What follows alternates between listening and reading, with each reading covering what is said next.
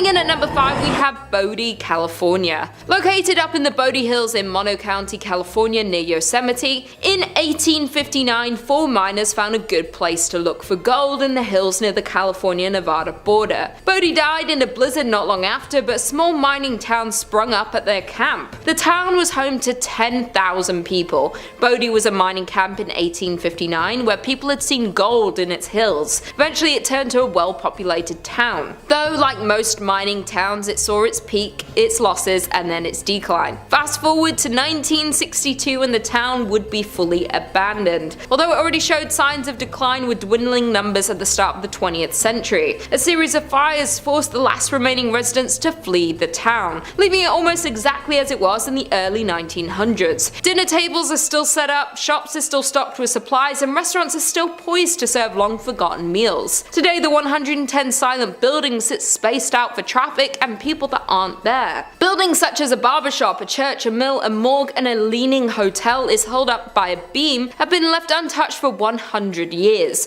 Though since it has been left and abandoned for years, some of the buildings are in crumbling state of decay, while others stand strong, full of their original items but long devoid of their owners. There were also 16 saloons and thus a fair amount of danger. People were robbed and crimes occurred quite often, though the curse of Bodie has nothing to do with the fires or the shootings. It started because people started taking artifacts from the abandoned buildings. They take weather-worn shoes or pieces of glass from shattered windows. Somebody once ran off with a piano. Those items may seem like they have no value, but all objects carry equal significance in telling the story of Bodie. Thus, the curse of Bodie emerged, where if you take something from Bodie, bad luck will come around to get you. Because of the rumor spreading of a curse, people who stole items would send them back, often including heartfelt apology letters explaining that they didn't expect their fish to pass, or their romantic life to tank from stealing from Bodie. Coming in at number 4, we have Bannack, Montana. The once bright star of Montana is now a ruin, a town in arrested decay, with few remaining storefronts, saloons, and hotels. The town was founded in 1862 when a group of Pikes Peakers from the goldfields of Colorado set up camp on the banks of the creek. Finding gold, the miners staked claims and promptly failed to keep the find a secret. By the spring of 1863, the area boasted a population of 5,000. By 1864, Bannack had started to fade, losing importance. The remnants of the past still exist with empty buildings and weathered wood.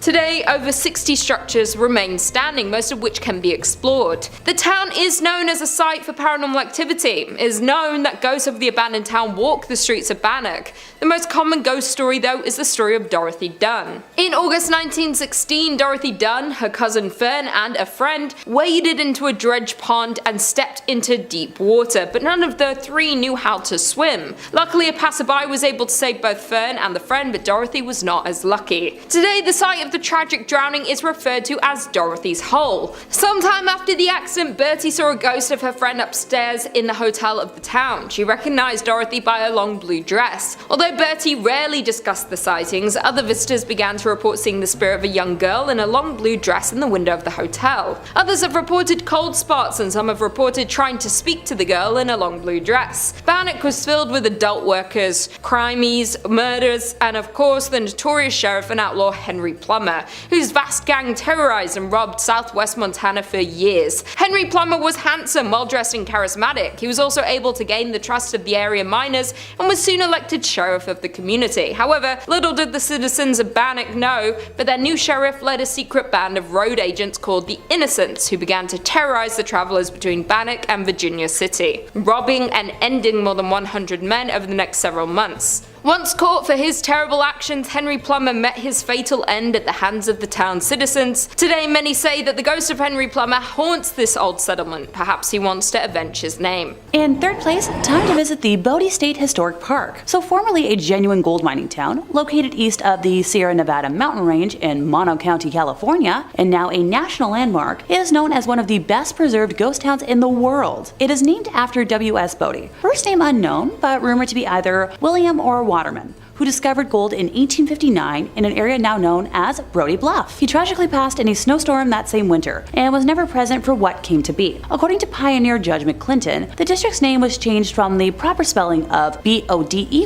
to Body, and then a few other phonetic variations, to eventually Bodie, after a painter in the nearby boomtown of Aurora lettered a sign as such. An accidental typo that stuck through history, which is a good reminder to proofread your work. I don't do it enough. While the output from the mine is largely insignificant in terms of mining history, the violence and early endings to lives tell a different story. And a particularly harsh winter between 1878 and 79 claimed hundreds of lives, with many others perishing from falling timbers and explosions underground. So Bodie as a town grew to have a reputation for violence and lawlessness. And unlike other mining camps at the time, killings were daily events. Robberies, stage holdups, and fights happened at such a frequency that no complete record could be kept. Reverend F.M. Warrington would describe the area in 1881 as a sea of sin, lashed by the tempests of lust and passion. The first of 4 mysterious fires tore through the business district in 1892, the next destroying the town mill in 1912, and another destroying the same mill again in 1898. The last of the unknown fires demolished most of what was left of the now ghost town in 1932, taking many lives way too soon in the process. So when the last producing mine shut down after 1945, very few people were left living in what was left of the town, and all eventually met untimely ends. One man shot his wife unprompted, and 3 other men from the town took it upon themselves to take his life for that act. So according to historians, the ghost of that man would visit the 3 men after his passing, shaking his fist and appearing as if he was cursing them out. Those men soon died of mysterious diseases and illnesses. Visitors to the area have reported meeting spirits that leave them feeling suffocated, seeing doors open and close on their own, and rocking chairs that may or may not have a menacing older lady staring them down, or even the empty chair rocking on its own. Though Bodie might be a bit of a tourist destination nowadays, but if you remove anything from the land, I'm talking like a pebble, you'll be cursed with remorse and tragedy. The park keeps a logbook of all letters and items returned to them, with each thief writing an apology note to Bodie for what was taken. The curse is upheld by the ghosts of residents past who guard against thieves and protect the town's treasures. Okay, so kleptos,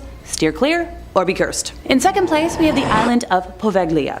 Yep, another entire abandoned island. This one's a little creepier though. So the island is located in the lagoon near Venice and is famous for being one of the most haunted places in Italy. Tourists and locals alike are banned from the island, which was used for centuries as a place to exile the sick to prevent the spread of disease and contain the mentally ill in an asylum built in the late 1800s. Yes, I'll backtrack and elaborate. So in 1348, the bubonic plague arrived in Venice and Poveglia, like many other small islands at the time, and it became a quarantine colony. The plague on average killed 1 out of 3 Europeans, by the way. So fearing the unbridled spread of the disease, Venice exiled many of its symptom-bearing citizens there. So at the island center, the dead and those too sick to protest were burned on giant pyres. So this included the tens of thousands of Venice citizens just dying on the mainland. Those fires would burn once more in 1630 when the Black Death again swept through the city. The small island was used as a mass burial ground, and ashes from human remains make up as much as 50% of the island's soil. Cripes, I hope it's a good fertilizer. The deaths of nearly 160,000 people on the island have given it its nickname, the Island of Ghosts. A doctor at the asylum was known to have experimented on patients with crude lobotomies and jumped from the bell tower in the late 1930s after claiming he had been driven mad by ghosts. Decades later, nearby residents claimed to still hear the bell, although it was removed many years earlier. A report titled Haunted History states that some restoration work had started in recent history, but abruptly stopped without explanation. Okay, maybe this is one spot on today's list that I might not want to visit.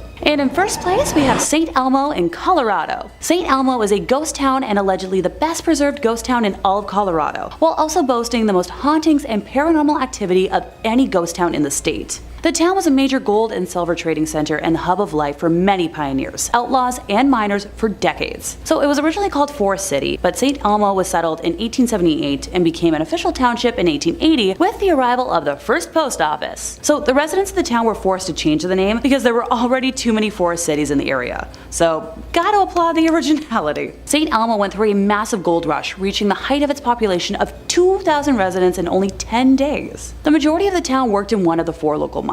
The Mary Murphy mine was the most profitable mine and the longest operating, having produced over $60 million worth of gold while it was in operation. When the mines began to close down, the town began to dwindle. The Mary Murphy mine continued to operate until 1922, but was shut down when the railroad was abandoned. Postal service was discontinued in 1952 after the death of St. Elmo's postmaster. Now for the fun part, ghost stories. I saved the best for last for a reason. The most famous ghost of St. Elmo is Annabelle Dirty Annie Stark, not to be confused with the beloved Annabelle doll. This Annabelle is the descendant of Anton and Anna Stark, who arrived in St. Elmo with the Pacific Railroad in 1881. Anton was a section boss in the mines, while Anna ran the Home Comfort Hotel located on Poplar Street and the general store. Oh, and both structures are still standing today. Anna Stark was known as a cruel and harsh woman who never allowed her 3 children, Roy, Tony, and Annabelle, out in the town to mingle or work alongside what she deemed the simple town folk. Annabelle grew up attractive and passionate for the town, and her love of St. Elmo was fierce. After the death of her mother, Annabelle and Tony inherited the hotel, and the once impeccably clean establishment fell to shambles. So along with the decline of the town, Annabelle began to lose her grasp on reality. The town soon called her Dirty Annie because she would emerge in filthy clothing and her hair was in a tangled mess all the time. Finally, free of the harsh rule of her mother, most people assumed this was her quiet rebellion. Residents remember strolling the main street with her firearm loaded and hung over one shoulder, ready to protect the town from anyone who dared to threaten it. Since her death, it is told she can still be found roaming the streets. Only a short while after Annabelle had passed away, the hotel was left to a family friend whose grandchildren were playing inside the hotel, when suddenly all of the doors slammed shut and the temperature dropped 20 degrees. The children cried and screamed, and finally the room returned to the outside temperature, and the door slowly swung open. Oh, that's not the only ghost story. Don't worry. A woman skiing down Poplar Street at dusk was struck by a peculiar sight of a lovely-looking woman in a long white gown glaring out of the second-story window of the Home Comfort Hotel. Now, the skier was shocked. She knew the owner of the hotel was on vacation, and nobody was supposed to be inside. As she turned to see what the woman was eyeing, she noticed snowmobiles approaching. So, sidebar, snowmobiling is illegal in St. Elmo, so the skier went and advised the group, who promptly apologized and went back where they came from. When she turned back to look at the hotel, the woman in the window was still watching, and she lowered her head, nodded at the skier, turned and vanished before her eyes. So curious and in disbelief, the skier went back the next day to find every window and door were locked. When the owner of the hotel returned, the 2 women searched the property with nothing to be found. So was it Annabelle keeping watch? Be sure to let me know in the comments what you think. In at number 5 we have St. Elmo, Colorado. St. Elmo, Colorado was a former gold mining camp in Chaffee Country. Today it is one of the best preserved ghost towns in Colorado, as the entire district was placed on the National Register of Historic Places in 1979. The area was originally settled in 1878 and was made official in 1880, when gold and silver began to bring many people to the area. At one point the population reached more than 2,000 people. In 1881 the Denver, South Park and Pacific Railroad came through the area and a station was built in St. Elmo. From here the tracks continued to Romley, Hancock and through the historic Alpine Tunnel. St. Elmo was considered the main source of supplies arriving by train for the area settlers, and eventually several merchandise stores, 5 hotels, a telegraph office, a town hall, 5 restaurants, 2 sawmills, a schoolhouse, a weekly newspaper called The Mountaineer, and numerous saloons and dance halls filled the town. The miners worked at several mines throughout the area that were rich in silver, gold, copper, and iron. In 1890 a fire destroyed the business section and the town was never entirely rebuilt. This was about the same time that St. Elmo's peaked in population with about 2,000 residents. Afterward many of the mines were depleted and many miners moved out of the area. More mines continued to fail in the ensuing years, and the closure of the Alpine Tunnel in 1910. The state of the structures paired with depleting mines led many in the community in search of new, more prosperous mining towns to call home. The railroad continued to run until 1922, and it has been said that the rest of St. Elmo's population rode the last train out of town, never to return. In 1969 the United States recognized St. Elmo as a historic district, and soon after it became a unique tourist attraction that's open to the public, showcasing what life was like in the Old West. There is no shortage of urban legends and reports of hauntings in St. Elmo, but the most common occurrence of paranormal activity centers around the town's most notable family. To this day, one of the members of the Stark family still can be spotted in the ghost town. Anton's only daughter Annabelle resided there until she died in 1960. As legend has it, Annabelle continued her promise to protect the city even after she took her last breath. In at number 4 we have Rhyolite, Nevada. Founded in 1904 and abandoned by 1916, Rhyolite was one of several short-lived boom towns from the late gold rush era. People were drawn to the desert on the edge of Death Valley by the promise of gold found amongst quartz in local mines. And by 1906 the town had all the promising indicators of permanence and the largest population in the area. The town citizens had an active social life, including baseball games, dances, basket socials, whist parties, tennis, a symphony, Sunday school picnics, basketball games, Saturday night variety shows at the Opera House, and pool tournaments. In 1906, Countess Majowski opened the Alaska Glacier Ice Cream Parlor to the delight of the local citizenry. That same year, an enterprising miner, Tom T. Kelly, built a bottle house out of 50,000 beer and liquor bottles. But in 1907, the US financial markets were rocked by panic that saw closures of banks, businesses, and mines. Rhyolite began to falter. The mine closed in 1911. Some claim that Rhyolite, about 120 miles northwest of Las Vegas, was once home to thousands of people, though not much remains of its glory days, which lasted less than 20 years. Set up in 1905, the town was a mining hotspot. But after the richest ore was exhausted, workers left for a new pasture, and the population had dropped to close to zero by 1920. Industrialist Charles M. Schwab invested heavily in Rhyolite's infrastructure, which boasted a school, electric lights, water mains, newspapers, a hospital, and even an opera house, some of which can be seen today. There are only around 10 significant structures, yet the site is very evocative. The crumbling remains set against a backdrop of stark desert hills. In at number 3 we have Kennecott, Alaska. A once flourishing town with businesses, shops, a train, and a lively community is now left as a ghost town. The town of Kennecott in Alaska was flooded with people after copper was discovered in 1900. After the discovery, a group of wealthy investors formed the Kennecott Copper Corporation to mine the mountains above the Kennecott and Root glaciers. In the 27 years the mine was in full operation, the company and town grew significantly in fortune and people, and at its peak Kennecott employed 600 people. But by 1938 the copper was mostly gone, the mine was shut down, and the town was left abandoned. The town was abruptly abandoned by its citizens, leaving most of their possessions behind. Since the middle of the 1950s the place had been completely deserted, with the railroad discontinued service that same year. Reports of ghosts along the abandoned tracks of the Kennecott train have been claimed for decades, while other visitors report having seen old tombstones along the route of the tracks, though the gravestones then vanish by the time the visitors make their return trip. Others have reported hearing disembodied voices and phantom children laughing. Reportedly, a 1990s construction project were halted after workers were scared away by the creepy sounds and unexplainable events.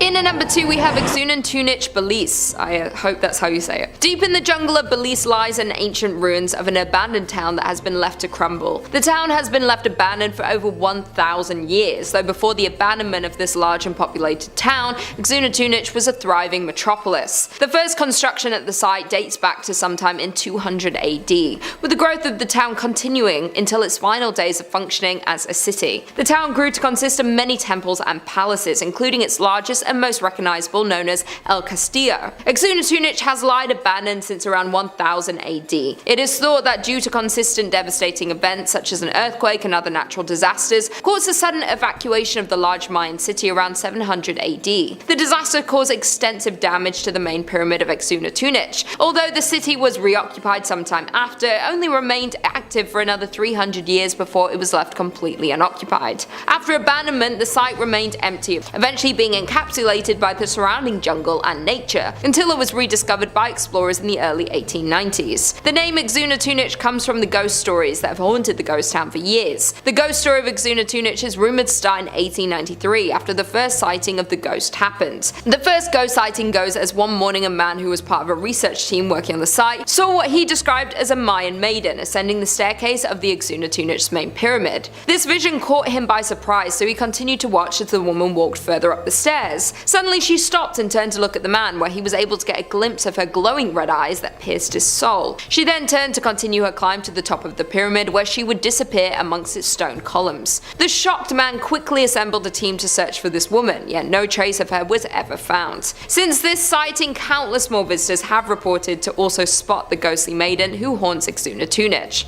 She is always described to be ascending El Castillo's stairs. To this day, the sightings and reports from visitors continue. The ghost frequency is what gives Exuna-Tunich its name, which translates to the Stone Lady in the Mayan language. Some believe that this Mayan maiden have formerly lived within the city many years ago. Others believe that she was a human sacrifice, trapped to relive her last moments of ascending to the top of the pyramid where her ritual would have been conducted. Then there are a few who believe her to be some sort of ancient godly spirit linked to the site and the Mayan culture. And finally, in at number 1 we have Calico, California. The ghost town of Calico can be found in California, midway between Barstow and Yermo. The beginning of the town started in 1875 and was built under the impression that there were prospects for silver in the Calico Mountains. But in the spring of 1883, many of the local miners left Calico when borax was discovered 3 miles east at Borate.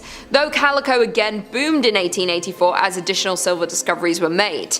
Gaining a population of some 2,500, the town supported 24 saloons and gambling dives that never closed, as well as more establishments such as the church, public school, dance school, and a literary society, along with dozens of retail businesses. By the late 1800s, Calico was bustling with prospectors searching for their fortunes, and the Calico mining district became one of the richest in the state. Calico's final decline began when the price of silver fell in the 1890s, but the Borate production kept it alive, even through the panic of 1906. They tried to hold on, and borax for a time substituted for the shiny metal that had been Calico's fortune. Calico kept churning out valuable minerals until it finally exhausted its supply in the 1920s. Calico was soon abandoned and left to gradually decay in the desert sun until little remained, but in 1951 it was purchased by the Walter Knott, an ex-miner, and rebuilt as a modern ghost town. He restored the town to mostly how it was, in certain cases rebuilding some of the old structures as they were back in the 1880s. Considered one of the top haunted locations in California, Calico has its fair share of ghost stories, when one of the most active and known ghosts of the abandoned town is Lucy Lane.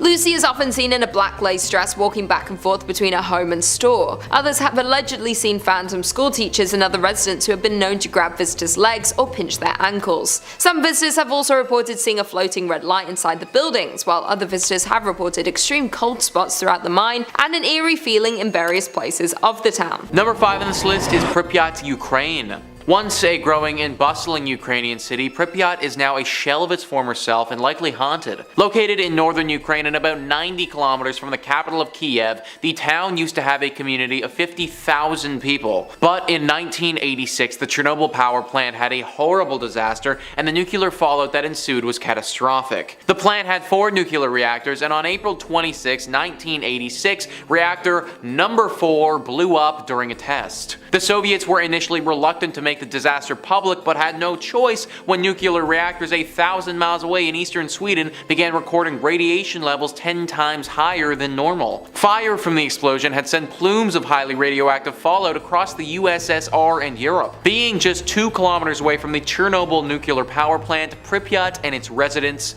was dangerously close to the nuclear fallout. The human body isn't made to withstand that level of radiation, and all areas near the blast had to be evacuated immediately. The town of Pripyat and all of its tens of thousands of residents was no exception. Decades have passed, and this place has been eaten alive by time with no human intervention. With the horrible radiation fallout as well, who knows what sort of creatures are lurking here now? Its buildings have decayed and been partially reclaimed by the elements, and wild animals that roam through apartments people used to call home, sports complexes, and amusement parks. In the town post office, hundreds of letters from 1986 still sit waiting to be mailed. While radiation levels in Pripyat have dropped enough in recent years to allow former residents to make brief visits, scientists estimate that it could take several centuries before the town is once again safe for habitation. Number 4 on this list is Gukajima, Japan. Being 480 meters in length and 160 meters wide, this small island holds a lot of history and ghost stories. Just 15 kilometers from Nagasaki and in front of the Japanese coastline. In the late 1950s, the island had a population of over 5,200 people. The people that resided in the Gukajima Island were mostly coal miners and their families. Since the island is so small, at its peak in population, it was once the most densely populated place on the planet, 9 times the population density of Tokyo. Now the island is left completely abandoned and is effectively crumbling to pieces. The coal mining facility was previously called Battleship Island because its buildings and seawall make it resemble a warship. As for the island's fate, it was abandoned in the 1970s when petroleum fuels made coal obsolete. But abandoned does not mean empty, because the ghosts of the past have taken over the island and its buildings. The buildings were built by Korean and Chinese prisoners who were forced to work here from 1930 to just after World War II. The conditions of these forced laborers were hard, and some never made it back home. The people who worked here named the island Jail Island, or even Hell Island. After the war, the Japanese came to the island to work here themselves. In 1974, the mine started to run out of coal and people left the island. Soon, the island's uninhabited parts were reclaimed by nature. The weather conditions started affecting the concrete and buildings started falling apart. Sometimes people camped out here, but that was a very dangerous thing to do. The government wanted to discourage people from going over on their own and therefore decided to make it open to the public. Even though tourists are allowed to visit the island today, the echoes of the past still linger here, especially in the minds of the relatives of those forced laborers that have been forced to work here and inside the crumbling buildings. Fishermen who sail near the island claim they have seen strange flickering lights in the buildings, even though the island has no electricity. Strange noises have been heard and cold spots have been felt. People say they had the sensation of being watched, and there are some claims of people that have been touched by unseen hands. Nowadays, people who have visited say the decaying settlement contains so many items from the 70s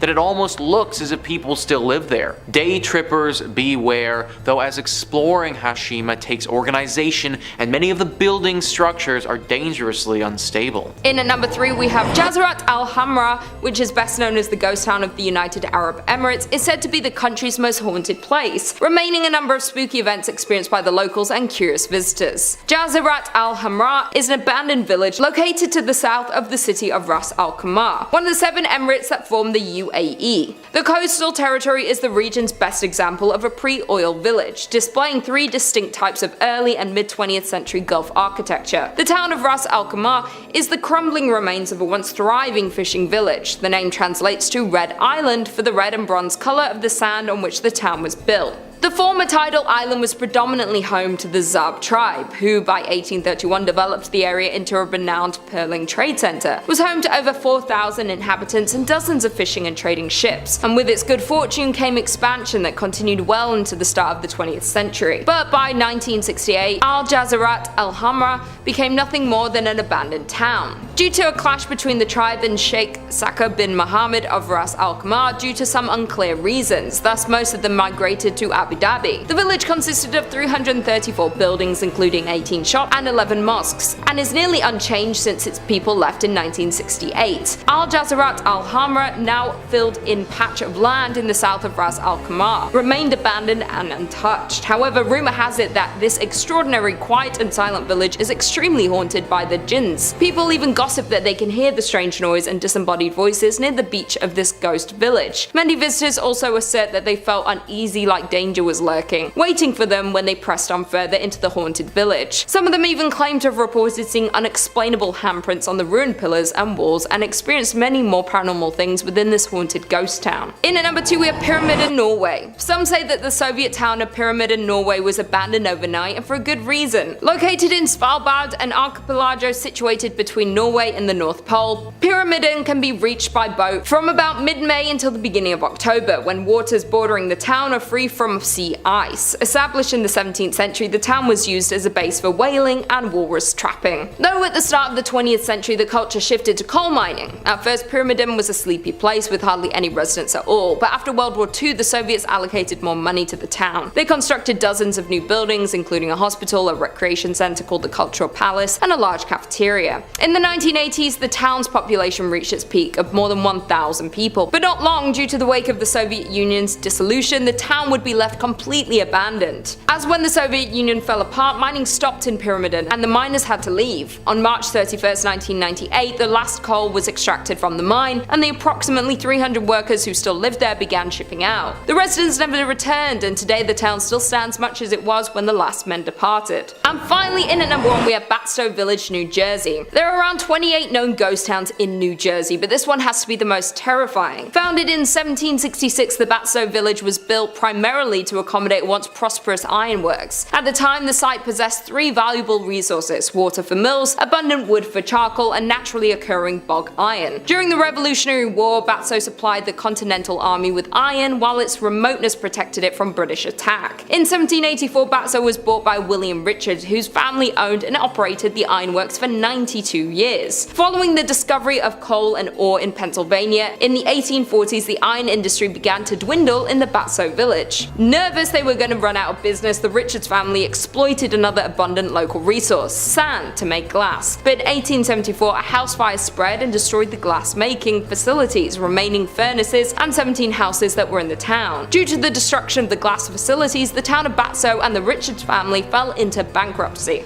The Richards and many of the villagers moved away after the accident, leaving the site silent. In 1876 the property, along with huge tracts of land around it, was purchased by industrialist and businessman Joseph Wharton, with the plan of reinventing the declining town into an agricultural, foresting and cranberry farm. But after his death in 1909, the land was held by a trust until purchased by the state in 1954 to form the Wharton State Forest. The state's plan for the town was to restore its 50-room mansion as well as to rebuild the dam that was located on the lake, though the efforts to reinvent Batso weren't enough to save it from its inevitable end. As when the state of New Jersey bought the village with a plan of improving it, the residents didn't see a future in the town, so they all left it, with roots that can be traced back to 1766 and the last remaining resident leaving in 1989. There are more than 40 structures still standing in the historic town, including a charcoal kiln, carriage houses, stables, ice and milk houses, a blacksmith, general store, gristmill, and a wheelwright shop, though they are all left untouched since the last residents left in 1989. Coming in at number 5 we have Grafton, Utah. Located just a few miles away from Zion National Park in Utah, the now abandoned town of Grafton can be found. The town was originally established in 1859 when 5 Mormon families nearby were led to establish a town they called Wheeler to plant cotton, which would have been a profitable commodity during the Civil War. After only 2 years, the town was struck by a massive flood starting on January 8th of 1862 that washed away the entire town. However, the pioneers did not give up that easily and moved about a mile upstream and founded a new town named Grafton. They grew cotton, alfalfa and wheat, but life was harsh and many residents lost their life due to the diseases and various accidents. The mortality rate was also extremely high, which accounts for about 77 total graves in the nearby cemetery. The town flourished for a while despite recurring floods, with a church and adobe schoolhouse being built in 1886, but when the Hurricane Canal was built in 1906, many families started to move to Rockville and Hurricane, and by 1920 only 3 families remained in the town, and in 1944 the town's last residents, Frank Russell and his wife Ellen, moved as well. And although the town is now well maintained by the non-profit volunteer organization of the Grafton Heritage Partnership Project, its dark past can still be felt when exploring the area. People have reported hearing ghostly footsteps over the creaky floors in the empty buildings, as well as the breath of ghostly souls on the back of their necks. The entire town gives visitors a feeling as if being watched, and the shadowy figures can sometimes be spotted in the windows. Another visitor of the ghost town visited the basement of the Russell home and claimed that they found a chair sitting in the middle of the basement with a mark on it as if someone had recently sat on it. They had been exploring for over an hour at this point and had not encountered another person on the way to town or the entire time they were there, but for some reason the print looked brand new, with not a single speck of dust on it. After filming for a few moments in the basement and recording into the silence, they felt a rush of air, as if someone had just walked past them, which scared them, and they decided it was time to leave. There are even rumours of skinwalkers lurking in the area. Even the cemetery itself has many reports of people hearing crying, laughing and chilling screams, especially late in the day and when it's overcast. Some people have even seen a woman in a dress with her hair in a bun walking around the cemetery sobbing, but when they approached her she disappeared into thin air. There is no doubt that there is definitely a very uncomfortable feeling while walking around the gravestones, which isn't surprising knowing the sad history of the people laid to rest there. In at number 4 we have Deadwood, South Dakota. The town of Deadwood is located in South Dakota and gained attraction in the gold rush of 1876. In 1875 a miner named John B. Pearson found gold in a narrow canyon in these northern Black Hills. This canyon became known as Deadwood Gulch because of many dead trees that lined the canyon walls at the time. Practically overnight the tiny gold camp boomed into a town that played by its own rules that attracted outlaws, gamblers and gunslingers along with gold seekers. At its height the city had a population of 5,000, attracting larger than life Old West figures back then. The business district comprised largely of saloons, dance halls, card parlors and bodacious bordellos. They were all hungry for gold and did whatever they had to in order to get some. The business did whatever they could to serve the gold diggers, and sometimes that led to a little bit of conflict. Because of this, the now ghost town town still lives with stories of its dead residents haunting present-day hotels and saloons. In 1876, Deadwood survived a smallpox epidemic that nearly wiped out the whole town. There were so many infected that multiple tents were erected to quarantine the stricken. In addition, it suffered 3 major fires. One devastating fire occurred on September 26, 1879, destroying more than 300 buildings and consuming the belongings of many inhabitants. Many numerous economic hardships also followed, pushing it to the verge of becoming another Old West ghost town. One of the most paranormally active sites in the ghost town is the Adam House. Built in 1892 after owner W.E. Adams had a stroke on the premises, his wife was so disturbed by the sounds of his ghost still walking around, rocking the rocking chairs and so forth, that she moved and left the house untouched, exactly as it was when he died. Now visitors and employees report having seen a rocking chair rock on its own,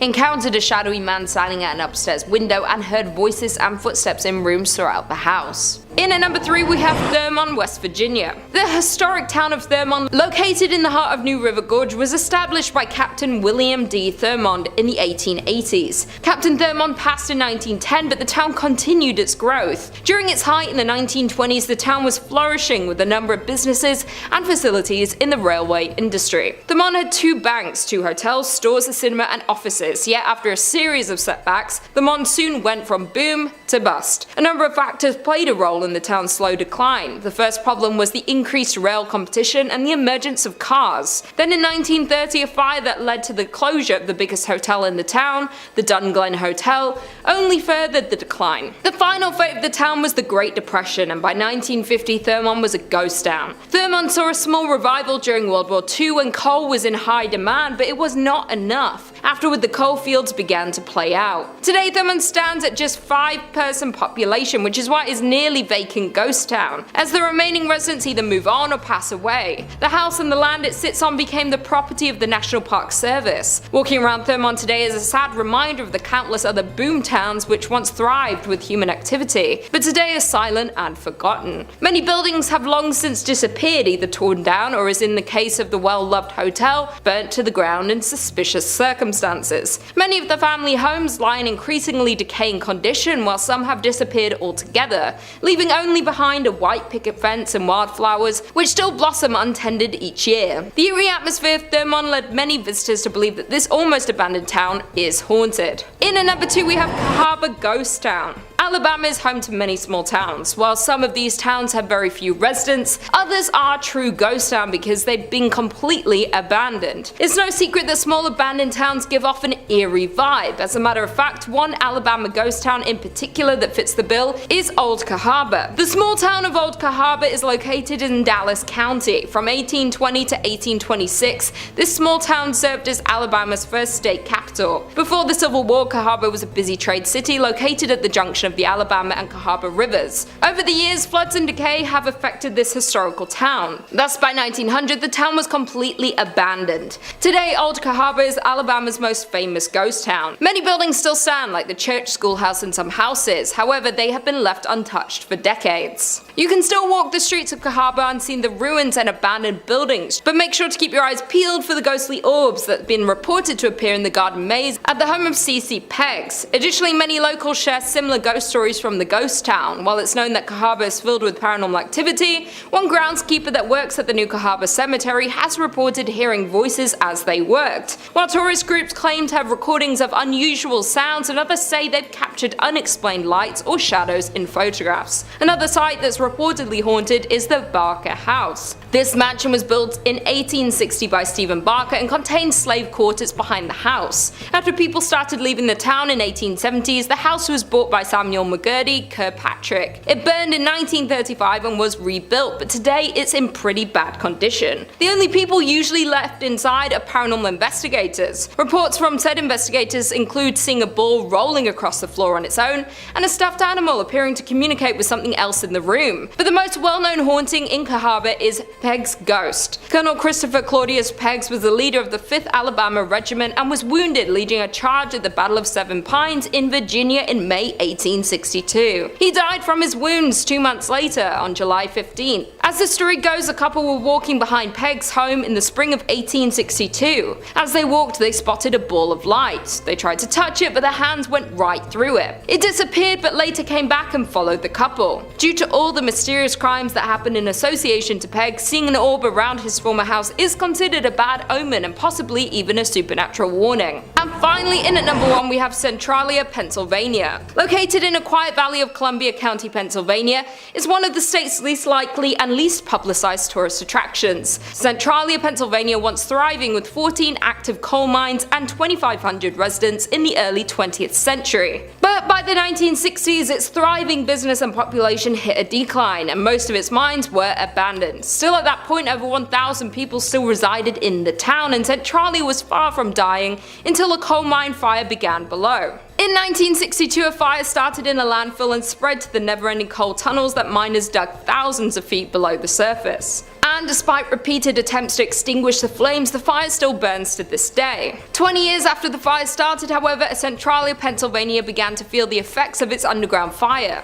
as residents started passing out in their homes from carbon monoxide poisoning. The trees began to die and the ground turned to ash. Roads and sidewalks began to buckle. But some residents didn't want to leave despite the health risks, and for the next 10 years, legal battles and personal arguments between neighbors became the norm. The local newspaper even published a weekly list of who was leaving. Finally, Pennsylvania invoked eminent domain in 1993, by which point only 63 residents remained. Officially, they became squatters in houses they had owned for decades. In 2013, the remaining residents, which were fewer than 10, won a settlement against the state. Each was awarded $349,500 and ownership of their properties until they die, at which point Pennsylvania will seize the land and finally demolish what structures remain. In at number 5 we have Batstow Village in New Jersey. Located in New Jersey, Batstow Village is a historic community centered around the Batstow Iron Works. The site was ideal for ironwork because there was water for mills, abundant wood for charcoal, and naturally occurring bog iron. The well-preserved and lovingly restored village dates back to 1766. As the operation of ironwork grew, so did the village. There were mills, cottages, and over 3 dozen structures and buildings still remain, many from the early 1800s. But by mid-1800s, iron production declined due to the discovery of coal ore. As the need for iron declined, then glassmaking was pursued by the town, but at that point the population already started to dwindle. When Joseph Wharton purchased the property, he primarily focused on forestry and agricultural endeavors. After Joseph Wharton passed in 1909, the property was managed by a trust. The state of New Jersey began buying the land in the 1950s. The last resident to leave the town left in 1936, but not before strange disappearances occurred. According to local legend and a bunch of conspiracy theorists, Ong's Hat offers a portal to a different dimension. In the 1970s, a few professors from Princeton fled there after being mocked by their quantum physics theories. This was when they claimed to have discovered interdimensional travel. According to other local legends, the devil is the 13th born son of the Leeds, the first inhabitants of New Jersey. Mother Leeds gave birth to a healthy baby, who within minutes transformed into this beast. This old ghost town is said to be a hotspot for the Jersey Devil activity, and in the last 50 years there have been numerous reports and encounters with the beast in this area. Some of these encounters include strange tracks along with hearing screams just outside of the village. One sighting of the Jersey Devil comes from a group that saw the creatures crossing the street in front of them. When visiting the village, some say you can feel his presence as if he's walking right behind you. In at number 4 we have Bodie, California. Located up in the Bodie Hills in Mono County, California, near Yosemite, in 1859 4 miners found a good place to look for gold in the hills near the California-Nevada border. Bodie died in a blizzard not long after, but a small mining town sprung up at their camp. The town was home to 10,000 people. Bodie was a mining camp in 1859 where people had seen gold in its hills. Eventually it turned into a well-populated town, though like most mining towns it saw its peaks, its losses, and then its decline. Fast forward to 1962 and the town would be fully abandoned. Although it already showed signs of decline with dwindling numbers at the start of the 20th century, a series of fires forced the last remaining residents to flee the town, leaving it almost exactly as it was in the early 1900s. With the dinner tables still set, shops are still stocked with supplies, and restaurants are still poised to serve long-forgotten meals. Today, the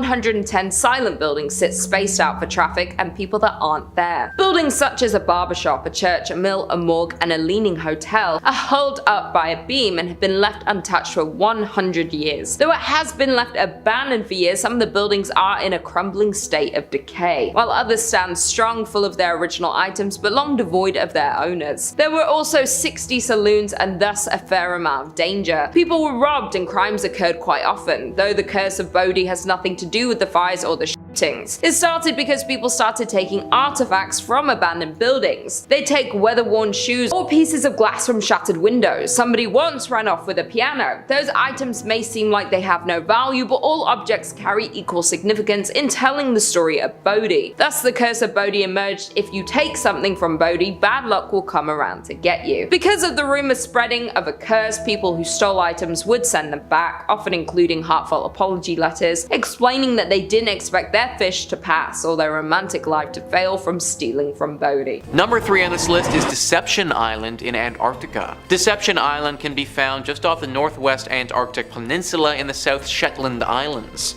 The island itself is quite remote and can only be reached by ship. The island was once known for being the safest harbor in Antarctica and used as a sealing and whaling station, having interested Britain, Chile, and Argentina for a place of science and military, where Britain ended up using it as a military base, but not for long, as it was deserted when volcanic activity destroyed it in 1960. Today, Deception Island is a popular Antarctic tourism destination and a scientific outpost for summer research teams from Spain and Argentina. With a history rich in destruction and conflict, the horseshoe-shaped landmass can leave visitors with more than a touch of nostalgia and even the uneasy feeling that the island is true to its name, that something here is not as it seems. Since it's been abandoned, the island is known to be a paranormal active hotspot, as many of the ghosts of Deception Island are plain to see, with abandoned scientific research stations, airplane hangars, whaling operations, and military bases being scattered around the island.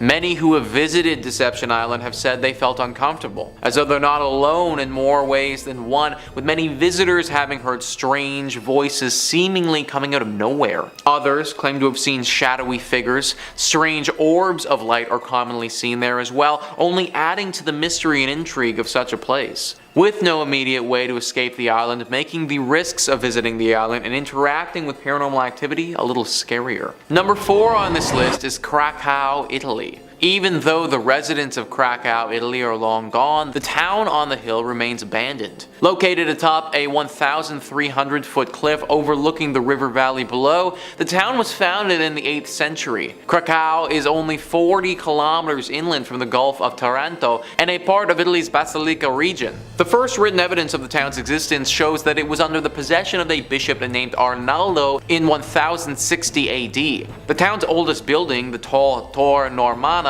predates the bishop's documented ownership by 20 years. The city emptied due to various natural disasters. In 1963, the people of Krakow, Italy saw its first substantial landslide, though life went on and the town kept on expanding. Then another tragedy hit. In 1656, the Black Death began to spread, where hundreds died and the population dipped. Though the town lived on, in 1972 a flood made conditions even more precarious. Despite living conditions being harsh and dangerous, as well as numerous bandit raids, there were still many residents who refused to leave their beautiful city. Though, in 1980, an earthquake caused the town to be abandoned in its entirety. Now, Krakow is effectively a ghost town, reduced to nothing but ancient ruins for half a century. It's an eerie look at a once thriving village that's now known as a ghost town. The oldest part of Krakow, built on solid bedrock, still remains standing. As beautiful as Krakow is, the land and location have proven not suitable for habitation. From its rich, tragic history and frozen in time as a medieval town, it's only safe to assume that the town is haunted by its past. And finally, number 1 on this list is Kennecott, Alaska. Built in 1903, the town of Kennecott was once bustling with people, full of workers who came to the town in search of wealth and work in the mines. There were businesses, shops, a train connection, and a lot of life. Then, in 1938, the town was abruptly abandoned by its citizens, leaving most of their possessions behind. Since the middle of the 1950s, the place has been completely deserted. In the Kennecott mines, it was not gold that people were digging for, like in so many other places, but copper. After copper was discovered in the area in 1900, a group of wealthy investors formed the Kennecott Copper Corporation to mine the incredibly rich veins in the jagged mountains. In the 27 years the mine was in full operation, the company made more than $100 million and a company town grew around the mine. It grew quickly into a major town with a school, a hospital, a saloon, and a brothel. But by 1938 the copper deposits were mostly gone, the mine was shut down, and the town was abandoned. The railroad discontinued service that same year. Over the years, visitors exploring the ghost town and Kennecott historical landmarks have claimed they've seen tombstones just off the old dirt path and in places where the old copper railroad used to be. Widespread and well-known stories of hauntings along the old railway track have been reported from the region. Back in the late 1990s, the state of Alaska was said to have begun developing a government housing tract out along the trail that once marked the old copper railroads. But during construction, workers so regularly recounted phantom visions and disembodied voices of both children and adults along the old copper railroad that keeping work up became impossible. Eventually, things got even worse, with construction workers having seen the tombstones and heard the wails of the past miners. In addition, the workers started losing their tools right out of their tool belts and boxes. It was enough to frighten off even the boldest and bravest public workers that the whole project had to be cancelled. Coming in at number 5, we have Goldfield, Arizona. Being deemed as one of Arizona's most haunted places, we have the town of Goldfield. Founded in 1893, Goldfield was a promising land for gold mining. The town grew rapidly, gaining 1,500 residents during its first year. The space was quick to build businesses including stores, a blacksmith, a butcher, a brewery, and 3 saloons. Though the town of Goldfield met its fall just as quickly as it was built up. After 5 short years, the gold ran out and people began to dwindle, eventually leaving it fully abandoned, securing its ghost town status. Being classified as a ghost town doesn't necessarily mean a place is haunted by ghosts, but this is not the case for the Goldfield ghost town. There's plenty of documentation and investigations that point to Goldfield being a paranormal active ground. It is known that a mysterious figure lurks within the shadows of the Goldfield ghost town bordello. It is unclear who this spirit would have been in life, yet it is commonly believed he was once a miner who lived in the town. Unexplainable knocks and bangs are heard in the building, and some unfortunate visitors have been scratched. This activity is attributed to a dark character who's usually seen wearing a cowboy hat. Just on the horizon of the Goldfield ghost town sits a landscape made ominous by its name and the legend surrounding it. The Superstition Mountains are cloaked in mystery and at the center of many fables, making them notorious among the paranormal community. The Superstition Mountains carry many secrets, the most famous being the location of a supposed deposit of gold and riches in the Lost Dutchman's gold mine. A curse has kept this treasure safe since the days of Goldfield's mining boom. Many have set out to locate these riches, and many have returned empty-handed or found only death. Countless adventurers have perished in the Arizona heat pursuing this chase. Their ghosts are said to now haunt the mountainside. Other secrets of the mountain have people believing that the hill is a place where evil spirits hid and told stories of a devil that lived behind the mountain. There's also a rumored apparition of a hugely tall skeleton named the Borrego Phantom, which appears to those exploring the mountain after dark. Another layer of creepiness is added to the mountain by the local legend that reptile-looking people surface there after dark. All of these creepy mysteries are summed up pretty nicely in the Superstition Mountains name. In at number 4 we have Glen Rio, New Mexico. Found on the state border of Texas and New Mexico lies the town of Glen Rio. Founded in 1901, it was a town where wheat and cattle farmers settled and grew a community. Being divided between 2 states made for some unusual customs in Glen Rio. The mail would arrive at a train depot on the Texas side, but would have to be transported to the post office on the New Mexico side. The Texas side was part of a dry county, so all the bars were on the New Mexico side. Because the gasoline tax was higher in New Mexico, all the service stations were on the Texas side. By 1920, Glen Rio had a hotel, a hardware store, and a land office, as well as several grocery stores, service stations, and cafes. Though Glen Rio's permanent population never rose above 30 people, the town survived with its tourist-based businesses catering to the many travelers travelers along Route 66. By 1985, only 2 residents remained in the small town, and the Texas Post Office was the only business open. It too has long since closed. Other buildings have overgrown sites, missing windows, or debris surrounding them. The detritus of 4 decades when Glenroe welcomed tens of thousands, fed and entertained them, and sent them on their way towards Chicago or California. In at number 3 we have Garnett, Montana. Found in Montana, the abandoned town of Garnett was another gold rush town that drew thousands of hopeful miners. Between 1862 and 1916, gold was mined from the area. During the peak of the town, it had hotels, saloons, schools, and stores in the midst of the town's biggest years. A 1912 fire burned down half of the town, and what was lost was not rebuilt. Many of the remaining structures were in poor condition even when they were lived in and regularly visited. This marked the decline of the town, as after 1917 the mine began to offer less and less, and by the time of World War I the town was almost fully abandoned. Garnett is perhaps the best preserved coast town in the state of Montana. There are plenty of people who believe the abandoned buildings are still home to some of the residents who once lived there. Some visitors have reported hearing laughter and music coming from Kelly's Saloon, which is the most common occurrence. I quote, "We didn't experience anything bordering on the supernatural during our visit, but we did find the beautifully preserved artifacts to be windows into Garnett's incredible past." Coming in at number 2 we have Jerome, Arizona. Located in Arizona, you will find the ghost town of Jerome. Once a copper mining town, Jerome was the 3rd largest town in the early 1900s. Its streets were filled with 37 saloons, 13 bordellos, and a meager 4 churches in 1917, and again in 1926 after a mine blast damaged the original. A series of ill-fated events at this site would almost lead one to call it cursed. When the Great Depression hit, conditions in the town took a sharp downturn. Plagued with man-made disasters and poor fortune, Jerome's population gradually dwindled from thousands to somewhere between 20 to 50 residents. Finally in 1950 the town was abandoned for good. A number of visitors have recounted other mysterious sightings. Visual apparitions range from human-shaped figures that roam the halls and stairways of the old hotel to a friendly animal that is said to scratch and meow at the doors. Additionally, one of the town's most well-known ghosts is said to lurk at the town's community center. Formerly called Lawrence Memorial Hall, the building is more often familiarly termed Spook Hall due to several strange happenings. With all the other apparitions wandering about this historic town, the cemetery, of course, known as the most haunted place in the whole town. Visitors here have made numerous reports of dark figures moving about, the sound of ethereal footsteps, and the sounds of distant voices. The old cemetery includes graves dating from 1897 to 1942.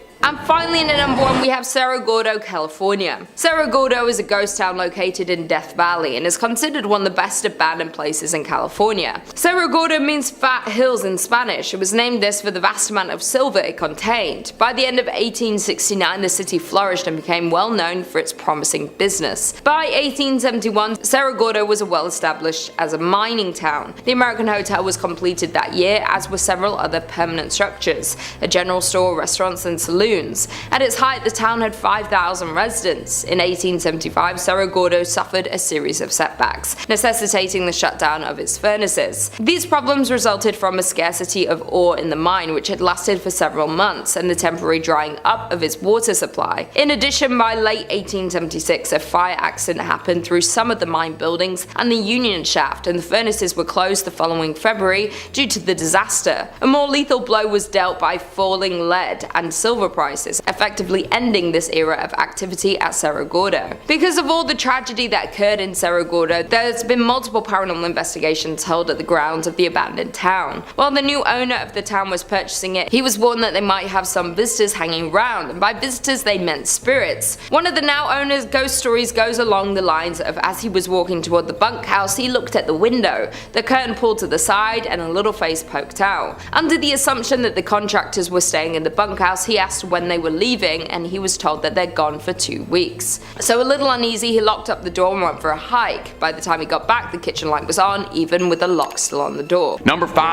Bannock, Montana. Coming up first on our list of abandoned towns that might be home to something sinister is Bannock, Montana. This town is a notable hotspot for paranormal enthusiasts, due in part to featuring on Zach Bagans' ghost adventures, and if he was involved, you know it's legitimate. It was founded in 1862, when John White discovered there was gold on Grasshopper Creek, and the bells rang and all the prospectors rushed into them hills to strike gold and make it big. After that fortunate discovery, Bannock became your typical gold rush community in the Wild West. That means a lot of people with missing teeth and big straw hats came in to come swing pickaxes at rocks looking for gold. An onset of prospectors and money meant that two-bit hoodlums and varmints were soon to follow. The roads leading up to Bannock became a dangerous place, where holdups, robberies, and all kinds of high noon trouble became common. It became infamous as one of the most dangerous parts of Montana. The route leading into it had more robberies than any other stagecoach route in the country at the time. And the wildest thing about this already pretty Wild West tale is that the leader of the outlaws that had been raiding the stagecoaches on Bannock was Bannock's own sheriff. That is incredible. That's an M. Night Shyamalan twist.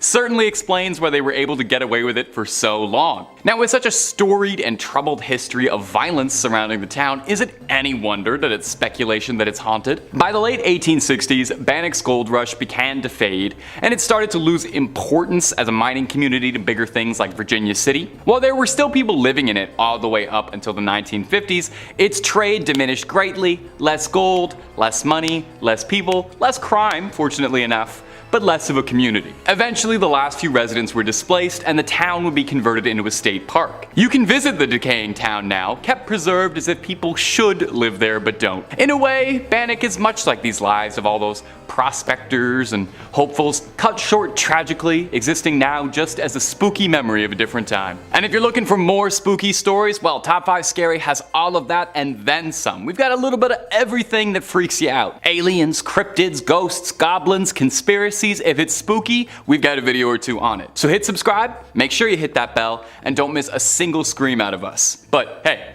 do that at the end of this video, okay? I got way more ghost towns coming up for you. Well, 4. I got 4 more ghost towns coming up for you. Number 4, Pripyat. You can't really have a video on scary ghost towns without including the most infamous ghost town in history, maybe. It both seems like it's a cop-out to list it and also a mistake to ignore it. It's everybody's favorite irradiated town, Pripyat in Chernobyl. While reading about Chernobyl, I was introduced to the word kenopsia, which I hadn't heard before, meaning the feeling of seeing something that you know is supposed to be bustling and populated but isn't. And I think there are few places on Earth that match that description quite like the exclusion zone. You look at it, and it seems like everybody literally left in a second, leaving behind their personal belongings, their things. It seems like at any moment, Chernobyl should come back to life, but won't. A safety test simulating a station blackout power failure would lead to a cataclysmic fire, leading to radioactive material being blown all over Pripyat and the surrounding areas, making it an inhospitable wasteland. 50,000 people used to live here. Now it's a ghost town. Yeah, that line is from Call of Duty. I did steal that. Now, Chernobyl, despite the fact that it is literally an irradiated wasteland straight out of the movies, is an above average popular site for tourists and would-be stalkers who want to explore around the exclusion zone for fun. I kind of understand it. I think I'd want to stand around, look around a bit, take it all in, and then immediately get out of there and go to a doctor. I'm not sure I'd spend too much time there personally. Now, as one might imagine, visiting the zone isn't as simple as walking on in and buying a ticket. For starters, the country's kind of busy right now, so not really the best time. But if you were to go, you're advised strongly to go with a guide or someone who knows the area very well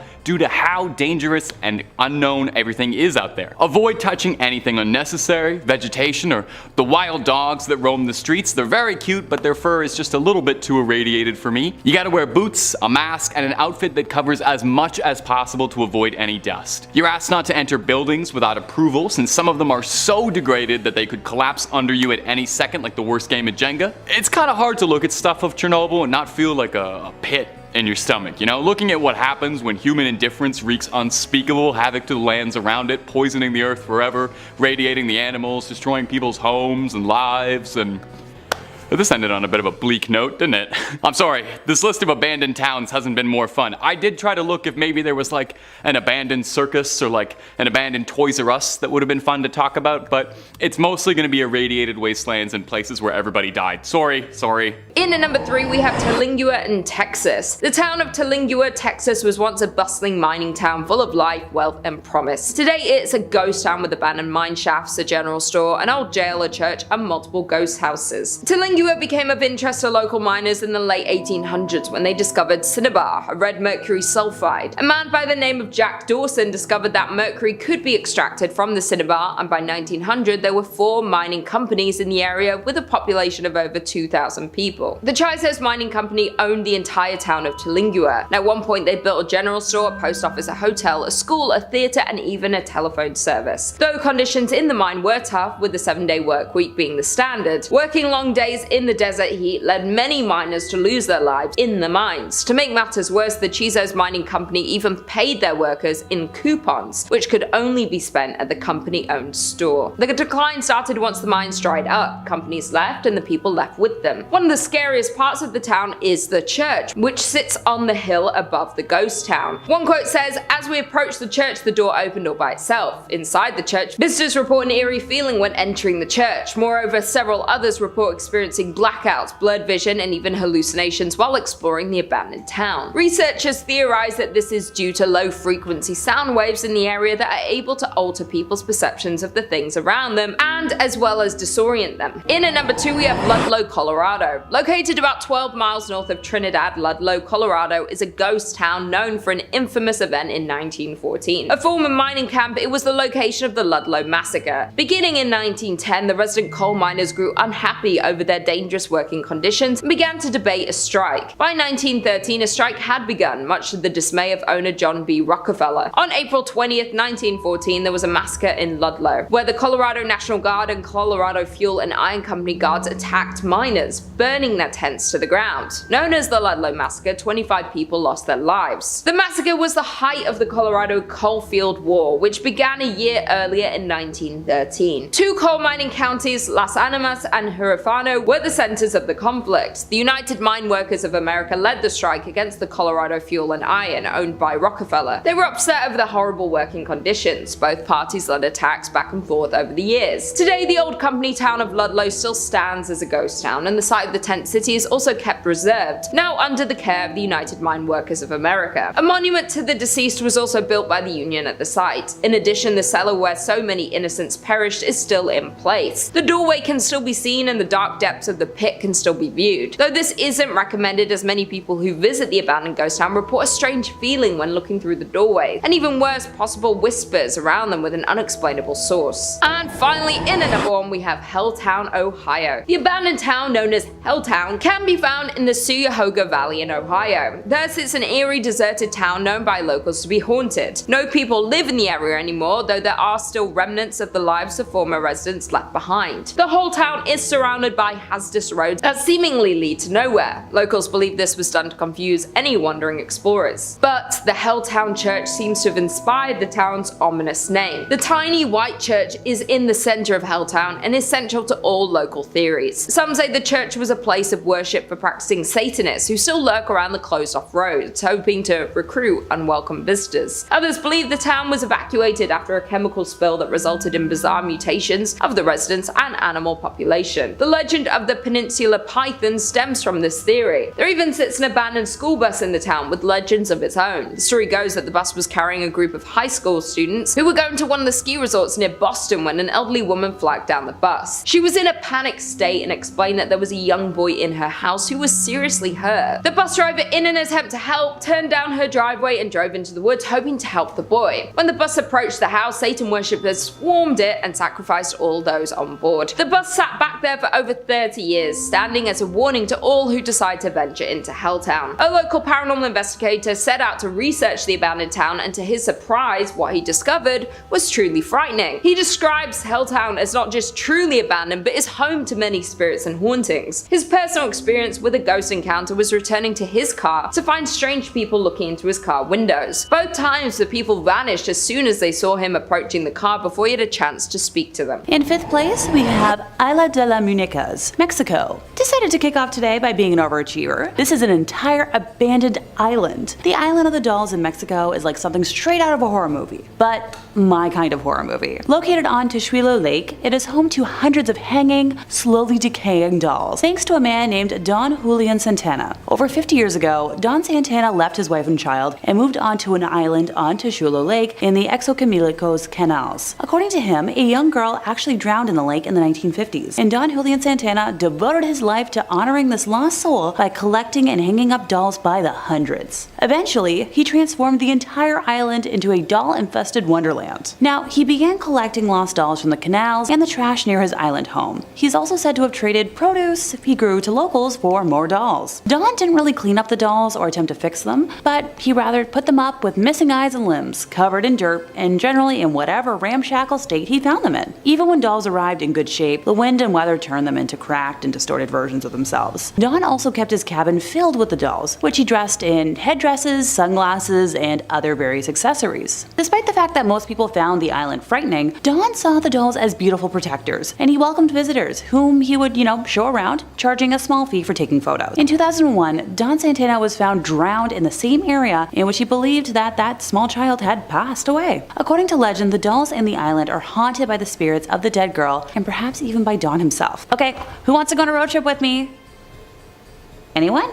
Oh, thanks. In fourth place, we have Pripyat, Ukraine. So Pripyat is an abandoned city in northern Ukraine located near the border with Belarus. Named after the nearby river of the same name, it was founded on February 4th of 1970 as the 9th Atomgrad, which was a type of closed town in the Soviet Union to serve the nearby Chernobyl nuclear power plant, which was located in the adjacent ghost city of Chernobyl. So Pripyat was officially proclaimed a city in 1979 and had grown to a population of around 49,000 by the time it was evacuated on the afternoon of April 27th of 1986, one day after the Chernobyl disaster, making it younger as a city at that time than I am now. Although it was located within the administrative district of Ivankiv Rayon, the abandoned municipality now has a status of City of Regional Significance within the larger Kyiv Oblast and is administered directly from the capital of Kyiv. Pripyat is also supervised by the State Emergency Service of Ukraine, which manages activities for the entire Chernobyl exclusion zone. So following the 1986 Chernobyl nuclear disaster, the entire population of Pripyat was moved to the purpose-built city of Slavutich. At the time of the evacuation, the average age of residents was about 26 years old, and the city housed 13,414 apartments in 160 apartment blocks, with 18 halls of residence accommodating up to, let's say, 7,600 single males or females, and 8 halls of residence for married couples. In terms of education, there were 15 kindergartens and elementary schools for 4,980 children, each with their own nickname, and 5 secondary schools for about 6,000 students. In 2019, it was announced that folks could start visiting the affected areas if certain health and safety procedures were followed, but I don't feel like visiting a radiation-affected city is high up on my bucket list at this point in time. In at number 3, we have Nevada City in Montana. Miners settled in Nevada City in 1963, along with establishing their homes and businesses in this new town. Located in southwestern Montana, the town is 1.5 miles from Virginia City. The town was thriving up until 1876 when the gold miners moved to other promising sites. In 1896, the Connery Placer Mining Company destroyed most of the city's buildings. The company dredged the gulch and later abandoned it, leaving heavy wooden barges. This abandoned town being haunted is old news, as the Nevada City Hotel is reported to be frequented by the apparition of a road agent who lost their life nearby, according to online sources. Visitors have also reported hearing footsteps in the hallways and seeing shadowy figures standing behind their reflections in mirrors. Additionally, the spirit of an older cowboy figure who never speaks but lurks in the hotel rooms and even sits at the bar in the Virginia City. Back when the hotel operated, guests also complained of a weeping woman, always in the same room, only to be told there was no guest in the room in question. In at number 2, we have Custer, Idaho. The mining town of Custer was born in 1879 by gold miners looking for their next gold hotspot. Prospectors discovered gold in what would become known as the Yankee Fork area of central Idaho in 1867. The area was worked on a small scale for more than a decade before the discovery of General Custer mine. The General Custom Mining Company closed in 1888 and the district experienced a sharp decline. In 1899, the town of Custer has 5 saloons, 3 stores, a hotel and 3 boarding houses, but the town never established even one church. By 1910, most of the mines in the area were closed, and the Yankee Forks boom years came to an end. The combined population of Custer and the nearby Bonanza was just 66 people. The Silver Messenger reports just 2 families remaining in Custer in 1911, and then being fully abandoned the year following. Today, it has been purchased by the U.S. Forestry Service and, in conjunction with the Friends of Custer Society, is slowly being made into a historic site. Some original buildings have already been renovated, some are in process, and many others are slated to be restored. Several buildings lost in a 1960s grass fire are due to be replaced with replicas. The Forgotten Town is a landmark for many people such as tourists and especially paranormal investigators. In the old schoolhouse is a museum containing items left behind and showcases the town's unique history. Although interesting, you can't help but get an eerie feeling thinking about the people who once owned these items, as walking into one of these structures is like walking back in time. To think this town was once active with human energy and miners working every single day. And finally, in at number 1, we have South Pass City, Wyoming. Only about 10 miles north of the Oregon Trail is the shell of a town that used to be a busy gold mining camp. Established in a small valley along the banks of Willow Creek, the town was born in 1867. The town was built there because gold was discovered in the Wind River Mountains. By 1868, South Pass City boasted over 250 buildings, 1,000 people, and hundreds of claims. The town was extremely busy as its half-a-mile-long main street boasted numerous hotels, restaurants, general stores, 2 newspapers, doctors, a bowling alley, and dozens of saloons. The mining district continued to grow to as many as 3,000 residents. Miners looking for investors and newspapers promoting further settlement in the area exaggerated the region's amount of gold. But for South Pass City, its great success wouldn't last, and just 2 years after its establishment would begin to show its first signs of declining. Hitting a fall in early 1869, the town resurged briefly after outsider capital was poured into the area, but would fall again as expenses and hardships to recover the gold proved too costly for most miners. By 1872, the town was only occupied by only a few hundred people. In the end, South Pass would become a permanent ghost town. By 1949, the last of the pioneer families had moved on from South Pass City, and the buildings had fallen into disrepair. The grounds of the old town are known to be haunted, and Highway 287 that follows the route of the Oregon Trail over South Pass, which is the reason South Pass City ever existed, has had its fair share of ghost sightings. According to a local ghost story, a woman was driving home from a long day in Denver. Her friend had fallen asleep in the passenger seat. After passing through Jeffrey City, the driver spotted a dark, hunched figure walking toward the road in the sagebush.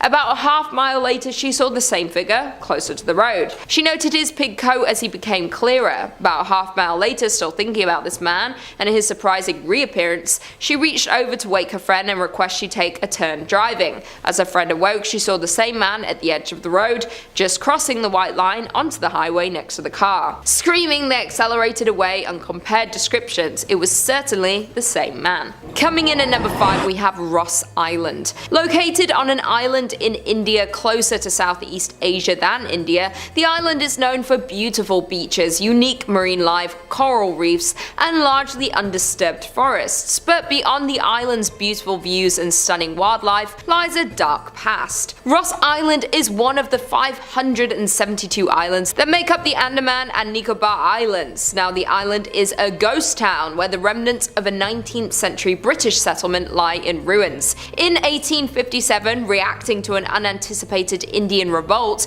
the British Empire chose remote islands as the site of a penal colony, and Ross Island was one of them. The British first arrived in 1858 with 200 Indian convicts. The deadly task of clearing the thick jungle fell upon the inmates, while the officers stayed on the ships. Moreover, the development and town built at Ross Island began in 1858, and the prisoners were forced to build its buildings. The island was transformed to resemble a British town, with houses, offices,